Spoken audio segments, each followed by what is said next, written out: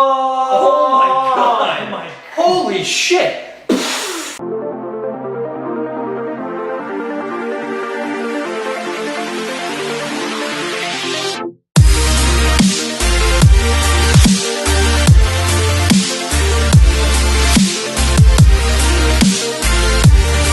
Hey guys, I'm Anthony. I'm Matt. And we're back with another WWE movie review. This week on Interrogation with Adam Edge Copeland and CJ Lana Perry.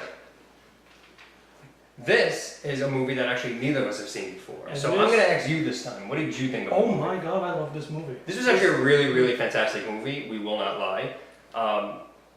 It didn't really have that kind of WWE studio No, it had that this is a feel movie. to it. Yeah. Yeah, it did seem like just a regular movie, which actually was really refreshing for the type of movies we do. And I'm very happy with it. Yes, it was very, very good.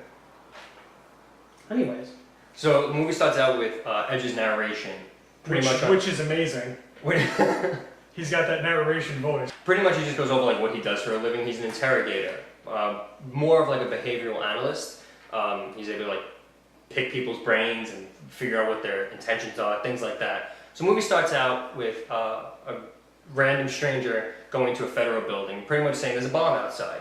2 seconds later it explodes, takes out 60 blocks with no electricity, and they were running on like reserve power. So it did some damage, and they bring in Edge to interrogate him. Really solid interrogation scene. It wasn't the by the books kind of, you know, you see these cop dramas. Where is it? Right, it was more. It really smash your head against the table. It really was more of a psychological conversation between the two. They're quoting philosophers and like he's really picking at his mind. Yeah, but at the same time, the terrorist is picking at Edge's mind as well. You know, they're really going back and forth with that intellectual debate of philosophies and theories of life. And like that, so really solid interrogation scene, which leads to him saying that there is another bomb somewhere in the city, and he gives a location, but Edge decides he can't stay here. No, he's got to come with us because that's part of his game. You know, we have to play his game if we want to solve this crime. it was like a 12 rounds. And when you think Yeah, about you could say it was compared to 12 rounds. Like as far as like it was like another game. You got this long to find the next clue before this bomb. Right. So pretty much, yeah. I mean, it wasn't as straightforward as that. Like no, it's just like it had that kind of feel to it. Yeah, which I can understand where you're coming from. So Edge has this ability where he can switch his quote-unquote memory house, which is pretty much an ability where he can switch up the way he thinks to recall different information, which he apparently remembers everything that he hears and sees and reads and things like that. Yeah, like I was saying when we were watching, it kind of reminds me of Psych. Yeah. It was like you could just pinpoint that certain thing, how it happened, because that's how good your memory. Or even if anybody's ever works. seen Dreamcatcher. One of the characters in Dreamcatcher, the supernatural ability where he had a storage warehouse of memories where he actually filed everything. Yeah, everything was in a by file. letter or by moment or age, things like that. It wasn't as supernatural and detailed in this, of course. No, but that's kind of that feel that we had to Right, he had that same kind of like shtick going on where he could just recall certain information, which he used during the interrogation scene with the terrorists. And then when they get to the street where the bomb is located, he uses that ability again to recall. Pinpoint exactly what he said. Yeah, he recalled the exact conversation that they had during the interrogation. Plastic surgery, and there was a surgery thing on the wall. The sticker for taxes. Yeah, and then of social media and everything was on a sticker. Everything he mentioned ended up correlating with a building storefront on that block. So he noticed the main part of the conversation was to talk about quote unquote the American dream, which is of course, you know, owning your own home and living the life. And so there was a mortgage, a realty storefront, which ended up having the bomb inside it. And Edge went in and was able to disarm it. But the terrorists didn't seem moved by that. You know, he even said how everything is causality, you know. As a cause and effect. Everything. You saved, you became the hero. But how many times does that cause have like a secondary effect almost? So Edge realized what he was talking about, went back to the filing cabinet the bomb was in, and there was actually a cell phone in another drawer, which was linked to a secondary bomb, which exploded. That building anyway. Yeah, which allowed the terrorists to escape their custody for the moment and go into the building, which he went to a server room and did something, which at the moment we didn't know what it was. But Edge chased him down and caught him again after a decent fight scene. You find out that he did something to this server hub, which links like power lines and water mains and everything like that. If something were to happen to this, it could shut down like half the city. Yeah. So there was some tension between Edge and Agent Sarah Ward throughout this movie. She was also on the case. And it kind of bothered me as the movie went on, because even past this point towards the end, anytime Edge was on a roll with what he was doing, he was figuring out what mind games Terrace was playing, she was on his side. What do we do next? Looking for him to guide us. To have the answers. Right, but then the second he misses like one small detail that honestly, honestly none of them caught anyway. Like they wouldn't have made it half as far if it wasn't for Edge. Every time he missed one little detail, she was like, "You're done. You're done. You're out. Get out." But then the second he came back and did something rushed, she's like, "Okay, what do we do next? What, you missed him? You're out. Get him out. He's done." I'm like, what the fuck is going on? But at this moment, she kicks him out, and he ends up coming back to realize that the stamp on the terrorist's hand leads to like a white supremacist bar. In that area. I can find you exactly where he lives. Right, so he goes to that place, and they have a really almost pointless fight scene, because it's pretty much just Edge acts like a dick to this one guy, gets into a fight with him. This other guy runs. This other guy dies for no reason because he's snorting coke. Because he's, flip the table. So he just gets into these fight scenes, but he ends up stumbling upon military-grade detonators, and one was actually missing. So he is following small breadcrumbs, and he ends up finding out where this terrorist lives, because in the very beginning, when they first get to the street that has a second bomb on it, the terrorist keeps talking to him, do you trust these innocent people? Like, why do you fight for them? If you were on the street starving, would they even give you a quarter? Yes. So, and again, he recalls that and sees the homeless man outside the white supremacist bar, gives him money, and he gives him the location of where this guy lives. The best part about that scene, though, has to be, the whole time they're talking, you hear the very last thing, "Oh, he's around the corner." Yeah, and you don't hear the whole conversation at all, except the very last line when the old man says he lives around the corner.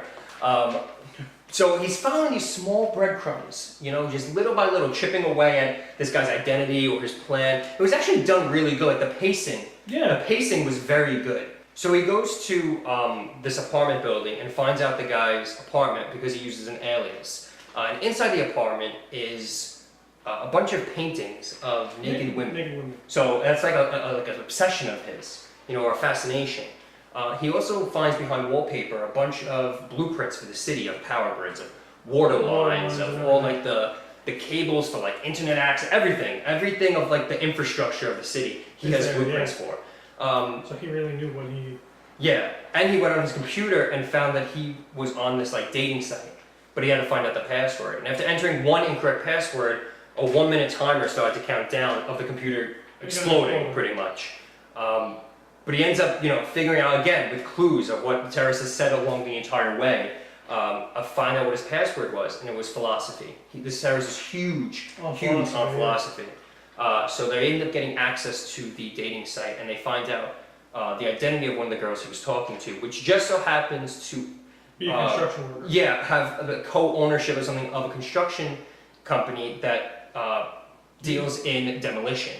So he ends up stealing a bunch of her supplies to actually make bombs. You find out that they're able to be mixed with paint. With anything. With anything. Which was like so weird. Yeah, this explosive compound somehow can be mixed with anything. She said anywhere from paper to cardboard to metal, mixed with paint, anything. So, of course, again, he continues to connect the dots based on his memory house and find out that, he could have mixed it with paint. Also, big piece of information you find out is from the girl that he met on the dating site, you find out this guy's name. Because for most of the movie, I'll say at least 75%, 75% of the movie, you do not know this terrorist's name. And finally you find out his identity. His name is Vasti, however you want to pronounce it. And you find out from this woman.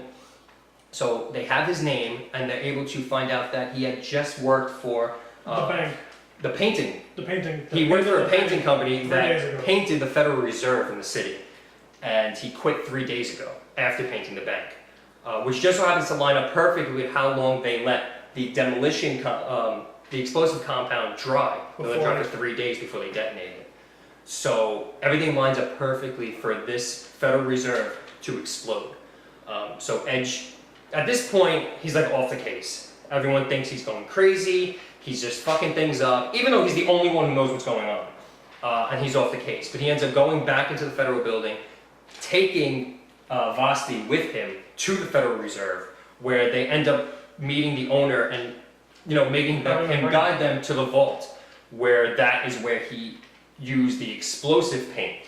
The rest of the building was painted normally, but just the vault itself, which held like $3 billion at that point. Crazy. Yeah, which also has a room inside it where they have a computer with access to wire money to any account in the world as long as you have the account number. So at this point, all the other agents show up. Yeah, I don't know what the other guy's name was. Eric. All the other agents show up, and they want to take both of them down at this point because Edge, broke protocol. He pretty much kidnapped a suspect, a terrorist, everything like that. Basically seemed like he was working. But he knows at this point that the building is going to explode. The vault itself is going to explode as soon as the power comes back on at 6 o'clock, and they only have like 5 minutes left because the compound detonates when a huge surge of electricity, electrical current goes through it, which will happen at 6 o'clock when the power goes back on. So he demands everyone to leave. He ends up shutting down the vault with just him and Vasti inside, and the vault from the outside you hear the explodes. And that's it. Major twist coming for the movie. We are not going to say it right now. We will. Do you want to give our review first? Grade? Yeah. And then we will do a spoiler section at the end of the review. I'm just gonna come straight out with it. I'm gonna give this movie an A+. Yeah. I'm giving it an A+. This movie was fantastic. It had such great momentum. The pacing was perfect. It flowed well. Yes, I mean this did not have the typical WWE studio feel where you knew it was they were like B+ actors. Yeah, because yes, they act, but their acting is subpar. It's subpar. It's a WWE. They're WWE. Yeah, but this movie was amazing. I would have seen this in theaters. Oh, definitely. Hands down, this movie was awesome. And if you ever get a chance, please check it out. It's worth your time to watch. I mean, that's how you could tell now. Edge is more of an actor. Yeah. And who you could tell when there's more people in a film than there are WWE superstars. Yeah, and I'm a little disappointed that Lana didn't have as much screen time as I thought she would. Well, we all know we need her to have more screen time. So this movie gets our approval hands down. And I will watch it again and again. We will now go into a spoiler section. So spoiler warning, please. If you do not want to know the twist ending, stop watching it now. Go watch the movie because you definitely should, whether you have watch this review or not. But here we go. So, at the end of the movie, they have a funeral for Edge. Of course, not for the terrorist, but not for Vasti. But they have a funeral for Edge. And right outside the funeral, Edge is standing across the street. Which, I kind of figured that's where they were going. Right, I had a feeling they were going with this. What surprised us the most was... They give you a flashback. Vasti was standing right next to him. So neither of them died in that explosion. And then they shoot to a flashback where Edge, as a child, because his father was arrested, and he was homeless. He lived on the street. Vasti also lived on the street, and they ended up knowing each other as kids on the street. And they became like brothers almost. And what you find out is this entire movie was a giant inside job. Oh my god! Holy shit! It was a setup by Edge and Vasti from the beginning. From the very beginning to steal millions and millions of dollars from this Federal Reserve. And the whole thing was staged. Vasti's accent was fake. Yep.